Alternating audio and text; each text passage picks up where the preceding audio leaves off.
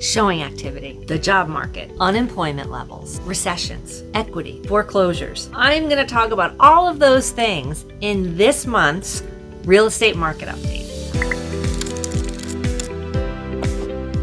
Flashback, January 2023. We were so excited. We published our word of the year. It was momentum.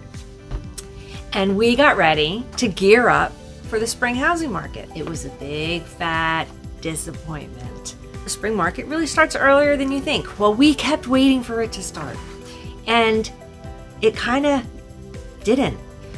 Our inventory levels here in Bernards Township, we have 33 available properties. It's kind of a low number, but I'll tell you, we were at like 16, 19, maybe 22 in January and February and March. Things did pick up a little bit in April, and we're seeing new listings now. Also, as I said, we're in the middle of May, and there are more properties coming on the market, but they're not staying on the market. We have about a 3-week inventory level. If you've been watching my videos for a while, you have probably heard me say in the past that we have not been in a normal real estate market since probably 2017, 18, and maybe even 19. And then we had the pandemic, and nothing's been normal since then. So I wanted to go back and look at some of this data. So as of today, there have been 146 new listings since January 1st. 2022, there were 209. We knew that we had a little bit of an inventory problem then as well. In 2021 was 282. That's a lot. 2020 was 207. Here's where you see what a normal market was. From 2019 down to 2015, 406, 354, 329, 336, 319. So, as of today, we are about a third of where we were the last time we had a typical market. We're really looking at a new kind of market. I have heard more realtors say in the last couple of weeks, never in 30 years of selling real estate have I seen a market like this. We are seeing prices fly through the roof.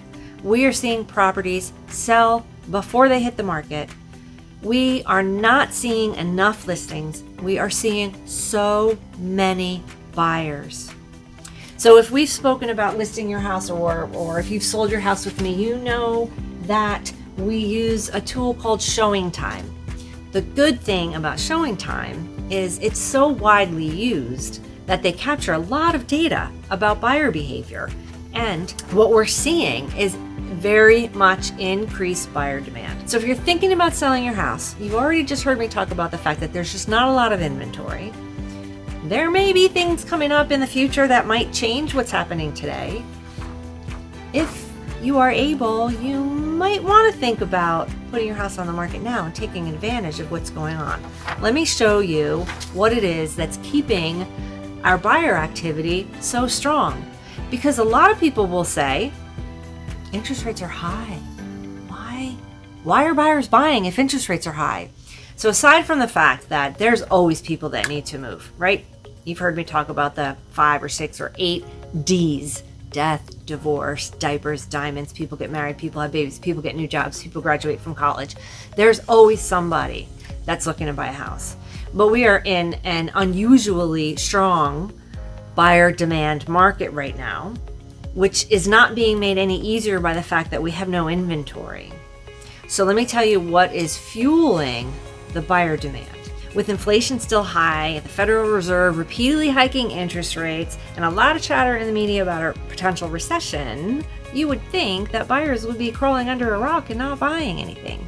What's keeping buyer demand high is the fact that despite all of those things, our job market continues to be strong, and it's fueling people's ability to spend money to buy houses. And our unemployment rate continues to fall. It's at a 50-year low. So if you're thinking about selling, you might want to take advantage of those things that are happening right now. The fact that there are buyers out there. Your best bet is to call me and have a conversation, because all of these statistics and graphs and charts that I show you, sometimes we just have to fold them up and put them back in the notebook and put them aside and just have a conversation about your needs in the real estate market. I promise to talk a little bit about equity Americans are sitting on a tremendous amount of equity. I'm just going to run some numbers for you. Take a look at this chart. 38.7% of Americans own their home free and clear. That's pretty incredible. 28.9% of Americans with a mortgage have more than 50% equity. And only 32% of Americans have less than 50% equity. And those are probably the people that just bought their homes. I think also on that list of terms in the beginning of the video, if you're still watching me, was recession. I just want to remind you of something that I've discussed before. There's definitely noise that we are probably coming upon another recession towards the later part of this year. What I want to remind you of, in the last 6 recessions, there were only 2 instances where home values fell. That means in 4 of the last 6 recessions, property values continue to increase. The big bad ugly one was 2008, and it only makes sense that property values declined then because lending standards were so loosey-goosey in the years leading up to that recession that there were people who were able to get mortgages who could not pay for them. But we recovered from that, and in 2020 when we had a recession, property values nationally rose 6%. I promise I talk about foreclosures. You may hear in the news that foreclosures are on the rise, and that statement is not incorrect. Foreclosure activity was up in 2022 over 2021, which was down over 2020. However, those 3 years, 20, 21, and 22, are lower than the foreclosure rates in 17, 18, and 19. When we were having a normal market, there were more foreclosure rates. The spike in foreclosures in 2021 and 22 really happened after the pandemic benefits ended. There were people who were in a little bit of trouble, and foreclosure filings went up. I hope that I just provided you with some valuable information. I hope I maybe cleared some things up.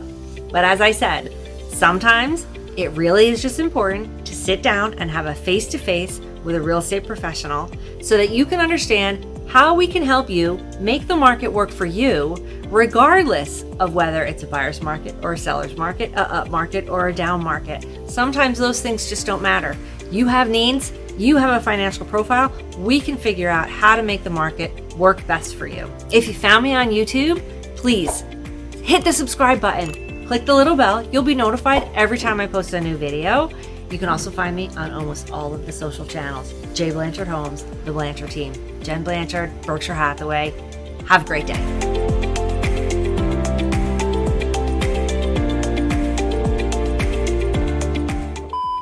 Let's talk for a minute about, there are 3 things. There can buy a house. There is definitely, I was going to say Twitter. There's definitely, okay, this is going a little bit crazy.